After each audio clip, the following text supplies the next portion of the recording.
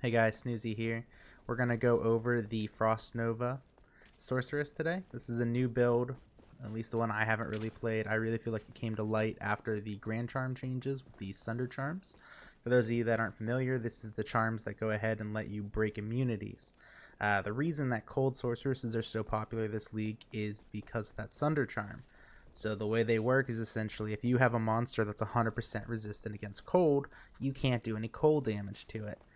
Previously, you would have to use stuff like Infinity with the Conviction Aura to break these immunities, but monsters had such high cold resistance, even with an Infinity, a lot of the times you couldn't break that immunity, which really made them kind of meh. There was very few places that they could fully farm without having to rely on a second tree or a mercenary to actually kill stuff for them.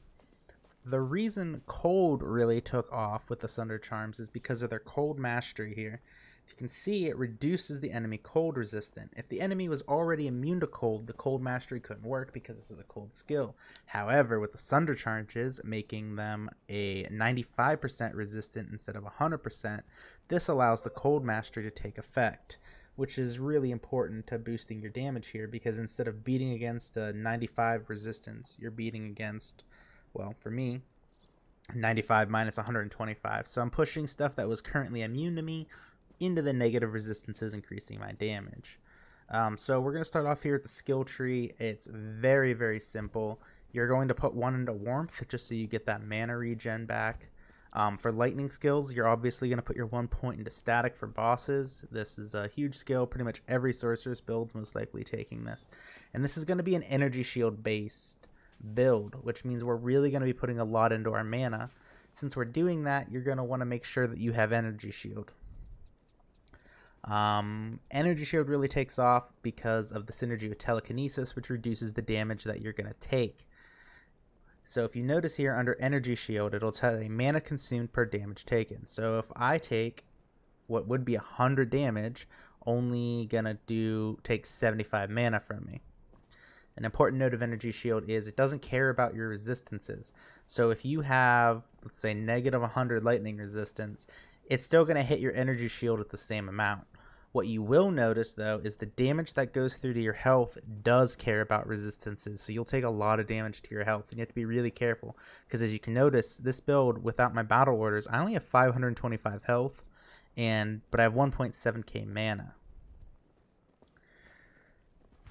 On the cold tree, you're going to make sure you have a point in frozen armor here. This is just a standard default one. It's nice for when you're teleporting around, something hits you, it gets frozen, so it doesn't immediately smack you again. If you're going to go with your call to arms in a staff, you could also try to get the energy shield bonus on the staff or one of the armors on that staff as well, and that'll save you a point. However, generally I wouldn't worry about that, especially if you're looking for a guide to get this built. That's more some high-end stuff. I would really just stick with what the build has here. Your first thing that you're going to max is obviously going to be your Frost Nova and synergies. So you're going to max your Frost Nova, Blizzard, and Frozen Orb. With enough gear, you really only need the one in the Cold Master. You can bump this up for more damage if you want. It's only going to increase damage up into the monster's resistance is a negative 100. That's when it caps. So if you're trying to push them from negative 100 to negative 150, it's not going to do anything. It only goes to negative 100. That's why once I get these three things maxed, I switch over to the lightning tree and I max telekinesis first and then start maxing energy shield. As you can see, energy shield's still not maxed. I'm level 96. It only has a base of 14 in it. So as you level up, you're going to keep putting points in there. But with the current gear that I'm having on this guide, you're going to see that you're going to have about an 85-86% absorb rate once I get that battle orders on. So far, I haven't really run into any issues. If your health's low, like at 300, it kind of gets sketchy then, especially on the cold enchanted mobs. So you're going to want to make sure you have a little bit up. Since I'm not using life skillers because I'm poor, I put a couple extra points into vitality to really help it out here. As far as your stats, you're going to need at least 156 strength with your Torch, Annie, and whatever else you have on. This is going to be due to your Spirit Monarch requiring 156. After that, if you have life skillers, you're going to use a bunch of life charms or stuff like that. You're going to go ahead and just dump everything into energy. I put enough points into here that I had about 600 or so, I think it was, or 525 without battle orders. I don't know why it's showing 847 out of 525. That must just be a display bug.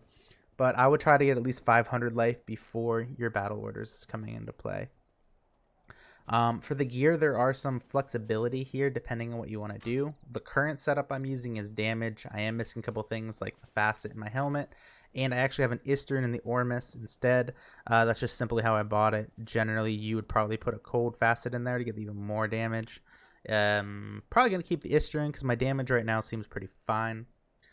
Start off with your weapon. That's going to be the Death's Fathom. You're really looking for the highest amount of cold skill damage that you can find. This is about a 23 natural roll with a 4/4 facet in it. These get very expensive. This is a huge boost to your damage. You're going to want to try to get as high as you can. But like I said, they're really expensive. So just having this on there is really going to pump up your damage. And the resistances are nice too. Nightwing is going to be your helmet of choice here.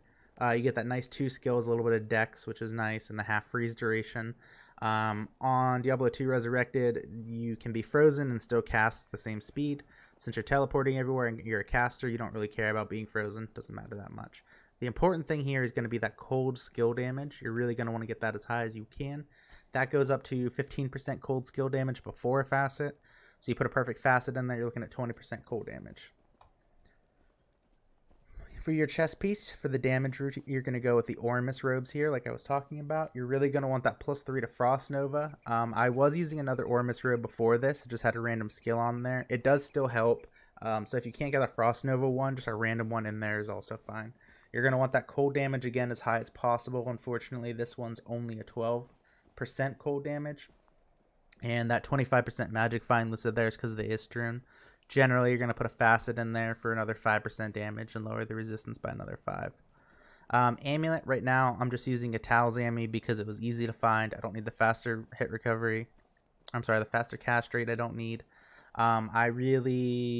This is just a perfect one for this one until you find something better. You get your 2 to Sorceress skill, life mana, and that lightning res. Even though Energy Shield doesn't care about that lightning res so much, your life does. And since I'm doing level 96 Terrorized Zones, and sometimes it's Worldstone Keep, which has souls, having that lightning res is really nice.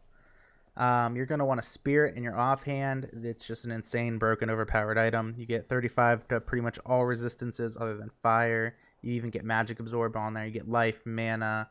You get 55% faster hit recovery, which is just insane. 33% faster cast rate. Technically, this really doesn't matter as long as you're hitting your breakpoints. You want at least 106% faster cast rate for this build. So as long as you're hitting that, you don't care if it's not a 35, it'll work. Triangle gloves are going to be your gloves here. You're going to specifically use these because of the 20% faster cast rate. And I like these better for that 30% cold res. Simply because once you start popping a bunch of cold enchanted, it can get a little sketchy. Remember that your health does care about resistance, but Energy Shield does not. You could use Mage Fist here if you want more regen.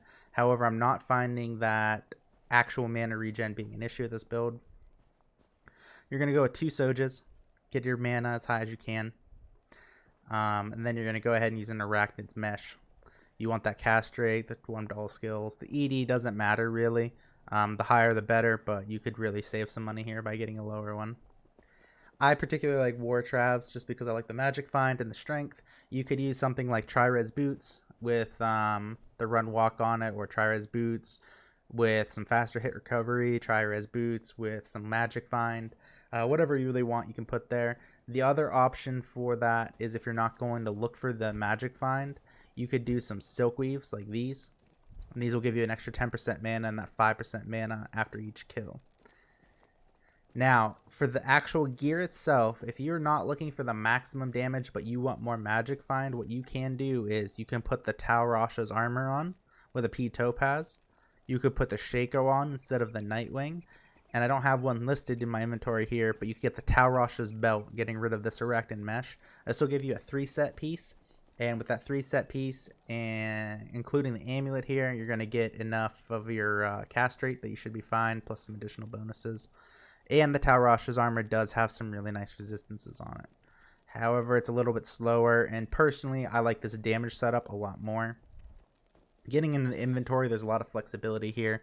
You're going to want to get a torch and an Annie, of course. You get the best ones that you can afford.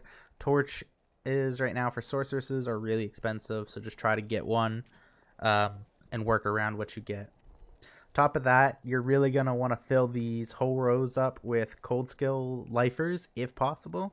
I can't afford cold skill lifers, so I just get whatever's in here and work around it. You're going to want at least one Sunder in here to make sure that you're getting through all the immunities. I'm currently using a Geeds here. You could swap this out for another cold skiller, and then this row here of small charms could be a cold skiller as well. However, I opted just for a little bit more magic find and some life and stuff like that in here. It's going to be real important. You can stack these small charms with faster hit recoveries, life and mana small charms, just life charms, resistance charms, magic find charms. It's kind of really what you're trying to get here. You're just going to want to make sure you're still hitting all your breakpoints. On the swap here, you're going to want Call to Arms with the highest battle orders that you can get. This one, I got lucky and it rolled a 6, which is the maximum. And then the offhand will just be a random spirit. Doesn't matter the stats. You just want the +2 skills. On the Mercenary, you're going to want that Insight to get that nice mana regen going, because your mana is your life. It's really important that you're getting that mana coming back before monsters can deplete it or it's going down with skills. You're casting Frost Nova a lot, which does take a lot of mana. So you're really going to want to make sure that you're keeping that up. Right now it's a Treachery just because it's cheap. Did it in an Ethereal Wire Fleece here. The higher the defense, the better. The rolls don't change, so it doesn't matter. You're really going to want to move this into a Fortitude once you get a little bit more money. Right now I'm doing Terrorized Zones level 96. He dies once in a while. I'm not really having any issues. You're still going to want to upgrade this to Fortitude if you're really going for that min-max. And then of course you're going to have Andariel's Visage with a Ral rune in it. Andariel's Visage does have a negative 30 fire res, but if you put a Ral in there, it just becomes 0 and not listed. So this is going to be real helpful. This is where you're going to get your lifesteal from. Your Insight doesn't have to be a great Poleaxe. I prefer the Ethereal Threshers myself. Realistically, you're looking for that elite Poleaxe of some sort that you can put the Insight in. So right now we have Lost City and the Valley of Snakes. So we're going to go ahead and take a look at that. So right off the start, you're going to want to get your battle command and battle orders off on both of you and the Mercenary. Once those are there, you're going to swap back because Fathom has 3 to sorcerer skills. And then you're going to put your armor on, and then you're going to put your energy shield on. If you don't have that energy shield on, you're going to die insanely fast. It's a little ridiculous how fast you're going to die. And you're just going to teleport through. You can throw an orb in between. It does do pretty good damage. The orb is really good for single target bigger bosses, so like Diablo, Ball, Andariel, anything like bigger like that. You can kind of shotgun the projectile, see how it shoots out, and then no, it's a bad one. Shoots out and it spins out like that. That can hit multiple times, so you're really going to want to make sure that you're getting those on the bigger boxes and making them explode on the boss. Mercenary can help hold it in place.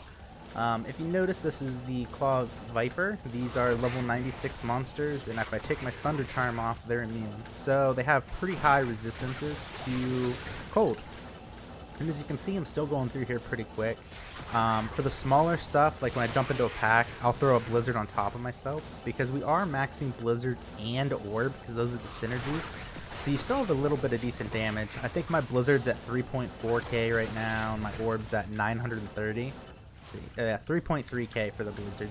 Not anything to write home about, but seeing as how all I'm missing is one Frost Nova, which is at 1.9k, it really makes it worth it to cast for some of these bigger packs, especially if they're a little dangerous. Let's say you jump in here and there's just all kinds of stuff. You don't really feel like you can jump into that. You don't need to. Like, let's see, you'll get over here, drop that, and then you just play like an orb source. Throwing out orbs, throwing out blizzards, until you can get the safety in there and then go in there and spam with the Frost Nova. You notice a lot of these skeletons also seem to be getting staggered, which does give you a little bit of defense here when you do telestomp them. But you're going to want to make sure you're hitting enough of their damage to actually get that stun off. But really, it just comes down to running around, doing this, and hoping you're getting some loot. As you can see, my health and mana are barely moving. And one of the reasons for that is, I forgot to go over this when we went over the mercenary, is it's an Act 2 mercenary, and I'm actually using prayer. I don't think this is the most beneficial setup, but I personally like it because it lets me be lazy. I'm not using potions unless they're juves and I'm in an emergency. Any damage I take is just going to get soaked up by having that prayer going on. So you see my health goes down and then immediately back up. There's no leech or anything, that's just the prayer ticks going. Since I have such low amounts of health, it really helps out with it, and I'm not taking a huge amount of damage. So the prayer just keeps me alive. With that insight going and enough of your mana, you're not going to have any mana problems. I can sit here and spam this for a very long time before I actually run out of mana. If I even can. I think eventually I will run out of mana. But as soon as you stop, look how quick it goes back up. There's really nothing else to the build. Just make sure that you're keeping this energy shield on. You can see this orb right here. As soon as that goes away and you teleport into a pack, you're probably going to die. I've died a couple times on that just because I didn't realize, you know, you come out, you do your buffs, and then I start teleporting instead of buffing. Very sketchy, very quickly. So yeah, that's the build. It's pretty straightforward. I really would not recommend this as a league start build. Please do not league start this. I don't think you'll have a good time. I would really wait until you get a couple core items like the insight. The call to arms is really when it started coming online for me. Once you have both of those, you can probably start thinking about switching to it. I did not have the Soges when I first switched to this. In fact, when I switched to the Magic Find build, I believe I actually, when I was using these, you'll switch to some faster cast rate rings most likely, just to make sure you're keeping that breakpoint of 106% faster cast rate. You're really going to want to stay up over that. Some other things you could do to improve is you can hit a higher breakpoint for your faster hit recovery. It's really something I should look into myself, honestly, with some of these small charms. Get faster hit recovery with maybe something else on it and get them in here. Get that up to the next breakpoint as well. The other major thing to keep an eye on, and some really good stuff when you eventually get rid of this Tal Rashas and you go to maybe a crafted amulet or a rare amulet. Your fire, lightning, cold resistance, like I've said, doesn't matter when you're taking energy shield damage. They're not calculated, and they're only calculated into life. However, energy shield does not stop poison damage. Poison damage will go 100% through your energy shield. So, like wave 2 from Ball's minions in there in Act 5, if you get poisoned, it'll take your health down really quick. Even the prayer mercenary over here isn't going to keep you alive from that. It'll probably take you down. It won't kill you. It'll take you to 1 life, and it lasts a really long time. It's really annoying. You're going to have to pop an antidote potion or leave. It's frustrating. So realistically, you're going to want to get your poison resistance up as high as you can. And other nice mods for the amulet is time reduced while poisoned. Cut it in half so you don't have to deal with it as long. It's really nice to have. Unfortunately, the amulets that I've been rolling here, where are they at? Something like this. I'm not getting any of that poison resistance that I'm really trying to get here. But we'll get there. It just takes time. So hopefully I answered your guys' questions about the Frost Nova build here. I'm going to do a write-up on the build on my website, snoozy.io. I'll link to it in the YouTube description here once I get that written up, but wanted to get this filmed while I had some time. So if you guys have any questions, hit me up on my website or on YouTube and just let me know. Thanks, guys.